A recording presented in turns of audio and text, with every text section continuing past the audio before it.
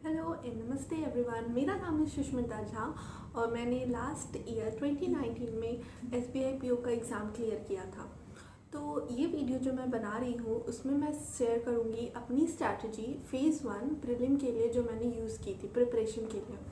और the reason क्योंकि मैं ये वीडियो बना रही हूँ वो ये है कि जो लास्ट ईयर जब मैं प्रिपेयर कर रही थी तो सबसे हेल्पफुल रिसोर्स जो मैं ले रहा था वो था सक्सेसफुल कैंडिडेट्स के YouTube videos and their success stories. तो इसीलिए मैं आप लोगों को भी सजेस्ट करूँगी कि this is not just the ideal way of preparation. आप अपनी लाइक स्ट्रेंथ्स और वीकनेस के हिसाब से इसमें मॉडिफिकेशन कीजिएगा, ठीक है। So let's move on to the strategy जो मैंने फॉलो की थी। तो अगर आप लोगों ने पैटर्न और सिलेबस देखा होगा तो आपको पता होगा कि there are 3 sections, quant, reasoning और जो कि लास्ट सेक्शन है वो है इंग्लिश। तो बोथ क्वांट और रीजनिंग में 35 क्वेश्चंस होते हैं 35 मार्क्स के ईच, और इंग्लिश में 30 क्वेश्चंस होते हैं 30 मार्क्स के। यहाँ पे मैंने क्वांट का जो सिलेबस है वो रफली जॉट डाउन कर लिया है और इसे भी मैंने 2 पार्ट्स में डिवाइड कर दिए हैं, मस्ट डू सेक्शन और विल डू सेक्शन में। ना मस्ट डू वो सेक्शन है जिसमें कि मोस्टली क्वेश्चन सेट्स में आते हैं, और विल डू जिसमें कि क्वेश्चंस अरिथमेटिक जो मिसलेनियस होते हैं 1-2 मार्क्स के। मैंने अपनी प्रिपरेशन जो है वो टॉपिक वाइज की थी। लेट्स सपोज सिंप्लीफिकेशन है तो उसके लिए पहले कॉन्सेप्ट क्लियर करती थी और फिर उसके बाद प्रैक्टिस करती थी। नाउ कॉन्सेप्ट क्लियरिंग इसलिए इम्पॉर्टेंट है क्योंकि दो जो टॉपिक्स है सारे वो बहुत ही बेसिक्स हैं और लेवल भी क्वेश्चंस का 10th का होता है। बट एग्ज़ाम में हमारा टारगेट ये होता है कि क्वेश्चंस को कम से कम समय में सॉल्व करना है। सो कॉन्सेप्ट क्लियरिंग के लिए मैं 2 से 3-4 वीडियोस देखती थी यूट्यूब पे हर एक टॉपिक के लिए, और आफ्टर मुझे कुछ ट्रिक्स पता चल जाते थे या नए वेज क्वेश्चन सॉल्व करने के पता चल जाते थे तो मैं उसे फिर प्रैक्टिस करती थी। नाउ क्वेश्चन ये आता है कि प्रैक्टिस करना कहाँ से है। तो आप किसी भी वेबसाइट से पीडीएफ्स डाउनलोड कर सकते हो और उससे क्वेश्चंस के सेट्स प्रैक्टिस कर सकते हो। बट मैं अपने टाइम पे गवर्नमेंट अड्डा नाम का एक साइट था, वहाँ से पीडीएफ जनरली डाउनलोड करती थी क्योंकि मुझे मैक्सिमम पीडीएफ वहाँ मिल जाते थे। और उसके बाद ये चीज़ इम्पॉर्टेंट है कि इस पीडीएफ को आप टाइमर लगा करके सेट्स में प्रैक्टिस करो। उससे क्या होगा कि आपका स्पीड बढ़ेगा।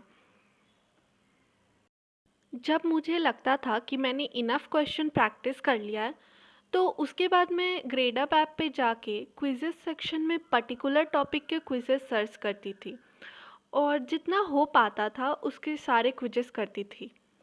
इसी तरह से मैंने सारे टॉपिक्स प्रिपेयर किए थे। बस जो मस्ट डू सेक्शन है उस पे मैंने ज़्यादा फोकस किया था, और विल डू सेक्शन के लिए मैं क्या करती थी कि मैं बेसिक कॉन्सेप्ट्स देख लेती थी और क्वेश्चंस कम प्रैक्टिस करती थी। ज़्यादा क्वेश्चंस मैं प्रैक्टिस नहीं कर पाती थी क्योंकि मेरे पास टाइम नहीं था। सेम स्ट्रैटेजी मैंने रीजनिंग के लिए भी अप्लाई की थी। और उसके अलावा अदर देन डैट क्वांट के लिए मैंने क्या किया था कि टेबल्स याद कर लिए थे। लाइक मैंने 20 तक किया था, आप 30 तक कर सकते हो। और स्क्वायर और क्यूब्स जो होते हैं, स्क्वायर 40 तक और क्यूब्स 30 तक, ये भी याद कर लिया था। इससे कैलकुलेशन में मदद मिलती है एग्ज़ाम में। सेम स्ट्रैटेजी मैंने रीजनिंग के लिए भी अप्लाई की थी। बस एक और चीज़ है रीजनिंग में कि पजल्स डिफरेंट टाइप के होते हैं, जैसे लीनियर, सर्कुलर और बॉक्स या फिर डिस्ट्रीब्यूशन टाइप पज़ल। तो आपके लिए इम्पॉर्टेंट है कि आप आइडेंटिफाई कर लो कि किस टाइप के पज़ल को आप ईज़िली सॉल्व कर पाते हो, या फिर कौन सा ऐसा टाइप का पज़ल है जिसे कि बहुत टाइम देने के बाद भी आप सॉल्व नहीं कर पाते हो। तो उससे क्या होगा कि एग्ज़ाम में जब आप क्वेश्चन अटेम्प्ट करोगे तो आपको आइडिया होगा कि कौन सा पज़ल को प्रायोरिटी देना है और किसे आप छोड़ सकते हो। Now coming to English. English जो सेक्शन था वो मेरा कंपैरेटिवली स्ट्रॉन्गर सेक्शन था, तो उस पर मैंने ज़्यादा फोकस नहीं किया था। बस मैंने मॉक से ही उसके लिए प्रैक्टिस किया था। नाउ सबसे इम्पॉर्टेंट चीज़ जो होता है एग्ज़ाम में किसी भी एग्ज़ाम के प्रिपरेशन के लिए वो है मॉक। क्योंकि मॉक जो होता है ना उससे ना सिर्फ आपकी स्पीड बढ़ जाती है बट साथ ही साथ आप कैसे क्वेश्चन अटेम्प्ट करोगे और कितने कम टाइम में आप कैसे अपने अटेम्प्ट को बढ़ा सकते हो वो आप मॉक से ही सीखोगे। बट इम्पॉर्टेंट ये है कि मॉक के मार्क्स देख कर के आप डीमोटिवेट मत फील करो। क्योंकि मैंने भी जब स्टार्ट किया था मॉक देना तो मेरे जो मार्क्स थे वो 32 थे स्टार्टिंग मॉक के, और हाईएस्ट मार्क्स जो गए थे वो 60 थे।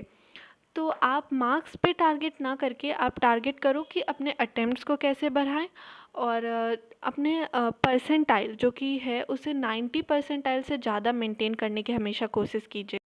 क्वेश्चन अब ये आता है कि कौन सा मॉक आप किस साइट से या किस टेस्ट सीरीज़ को आप चूज़ करो मॉक देने के लिए।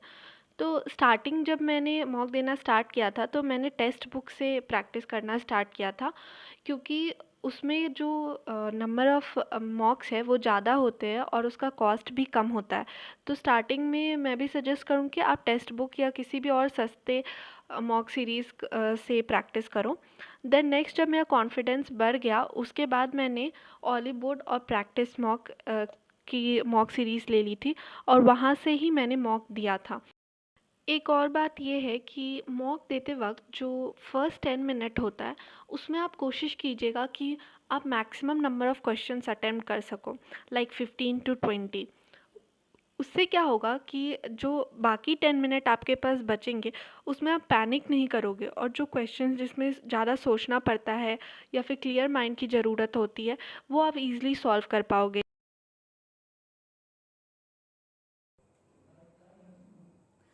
So this was my strategy for the phase 1, that is the prelim of SBI PO exam. Now if you all have any doubt or question then please comment it in the comment section below. And साथ ही साथ अगर इसके साथ आप चाहते हो कि मैं अपनी फेज़ 2 की भी स्ट्रैटेजी आप लोगों के साथ शेयर करूं देन आप वो भी कमेंट कर सकते हो। और thank you for watching and all the best for your exams.